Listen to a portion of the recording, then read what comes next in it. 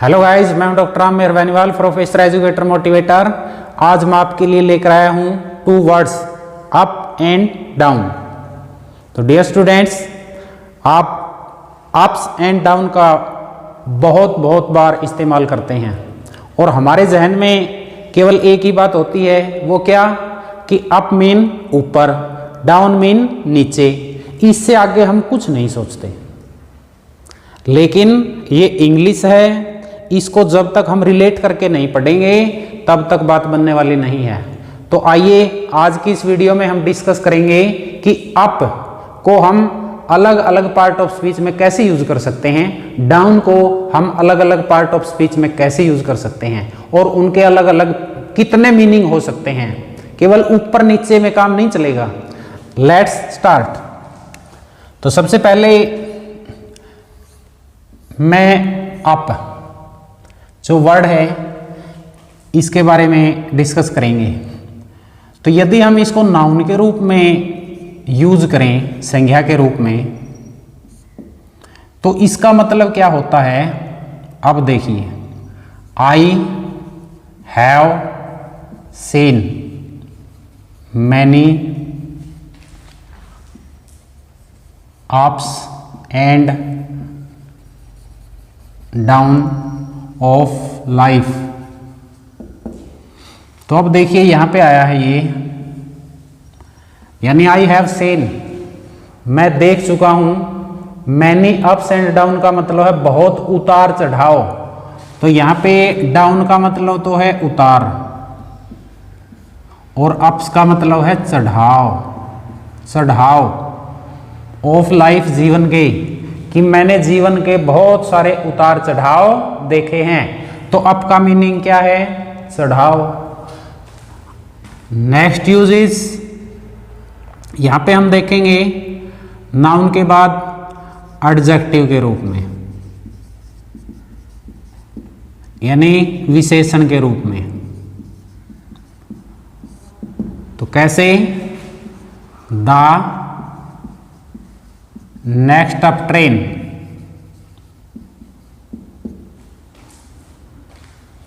Leaves after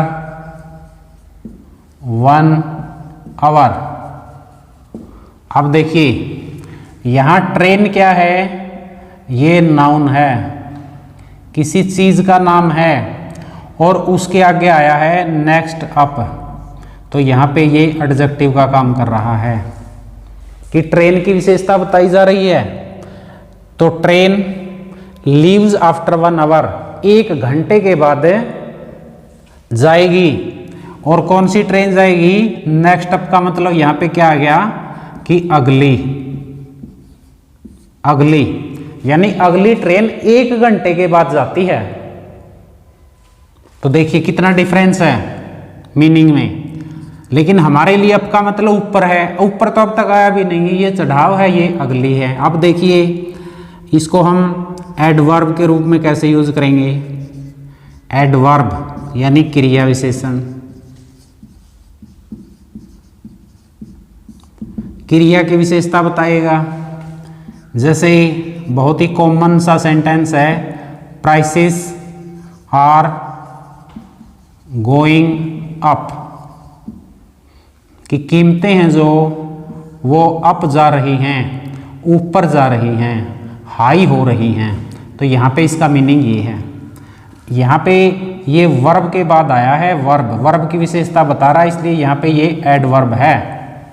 prices are going up, कि कीमतें बढ़ रही हैं। नेक्स्ट यूज प्रीपोजिशन के रूप में, प्रीपोजिशन यानी ये है हमारा संबंध बोधक अव्यय, संबंध बोधक। तो पहले वाली वीडियो में मैंने बताया इनके बारे में डिटेल में, तो वो वीडियो देखिए। संबंध बोधक क्या है, एग्जाम्पल के रूप में हम देखेंगे। लेट्स गो अप द हिल। तो यहां देखिए यानी हिल क्या है, नाउन है, किसी चीज का नाम है, नाउन के आगे लगा है और इस नाउन को इस वाक्य के साथ में अटैच कर रहा है, जोड़ रहा है। लेट्स गो, आओ हम जाएं, अप द हिल, पहाड़ी के ऊपर, कि आओ हम पहाड़ी के ऊपर जाएं। तो यहाँ पे ये प्रीपोजिशन का कार्य कर रहा है। तो dear students, if you are enjoying this video then like and share the video and subscribe the channel. It is my motivation, it is my support. Next word है डाउन। नाउन के रूप में, संज्ञा के रूप में इसका प्रयोग देखेंगे। यहां भी हमने देखा था I have seen many ups and down. तो सॉरी, यहाँ पे भी अप्स एंड डाउन्स, यहाँ पे भी ऐसा आएगा, उतार चढ़ाव। तो चाहे तो इसी वाक्य को यहां लिख सकते हैं या अदर सेंटेंस देख लीजिए, he had his ups and downs in his life, in his life. तो ये है कि उसने अपनी जिंदगी में अप्स एंड डाउन्स देखे हैं, डाउन्स। तो यहां पे क्या है, उतार। उतार, उतार का मतलब है नीचे आना, डाउन आना, पतन होना, कि उसने भी जिंदगी में उतार चढ़ाव देखे हैं। उसके बाद इसको हम वर्ब के रूप में भी इस्तेमाल कर सकते हैं। अप को हम वर्ब के रूप में इस्तेमाल नहीं कर सकते, इसको क्रिया के रूप में इस्तेमाल किया जा सकता है। जैसे the storm downed the power line through the city. तो ये है, यानी तूफान ने डाउन, देखो यहां वर्ब के रूप में यूज है। तो यहां इसका मतलब क्या है, गिरा देना, गिरा देना, यानी तूफान ने गिरा दी। यानी पावर लाइन है जो बिजली की लाइन, थ्रू द सिटी, पूरे शहर में, कि पूरे शहर में बिजली की लाइनें गिरा दी। तो यहां वर्ब के रूप में इस्तेमाल है। नेक्स्ट यूज इज एडजेक्टिव के रूप में, यानी विशेषण के रूप में इसका यूज कर सकते हैं। वो कैसे, the down train is late.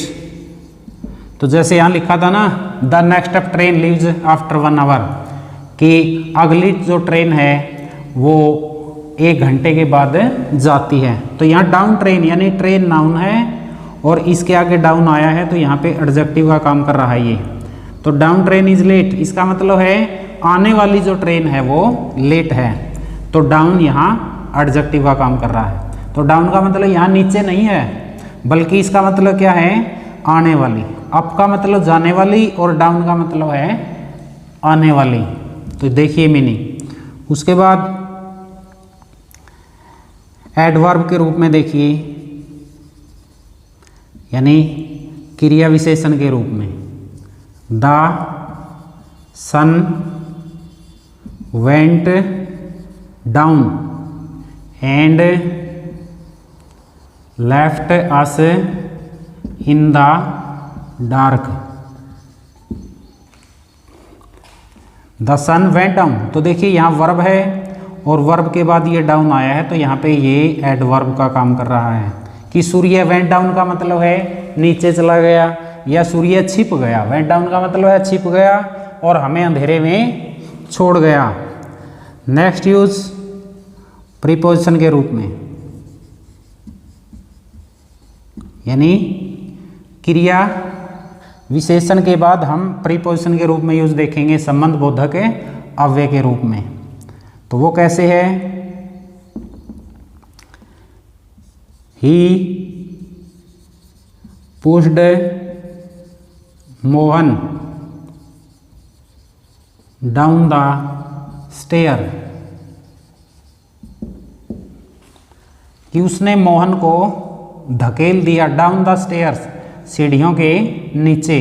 तो यहाँ पे नाउन है और नाउन के आगे ये प्रीपोजिशन का काम कर रहा है और इस नाउन को इस वाक्य के साथ जोड़ रहा है कि ही पुश्ड मोहन, उसने मोहन को धक्का दे दिया। ये वाक्य है स्टेयर्स के आगे डाउन लग के इस स्टेयर्स को इस वाक्य के साथ जोड़ने का काम कर रहा है। तो यहाँ प्रीपोजिशन बन के आया है कि मोहन को सीढ़ियों से नीचे धकेल दिया। तो dear students, it is enough for today. I hope you will have enjoyed this video. See you soon with my next video. Till then, bye bye. Have a nice day. Thanks for watching.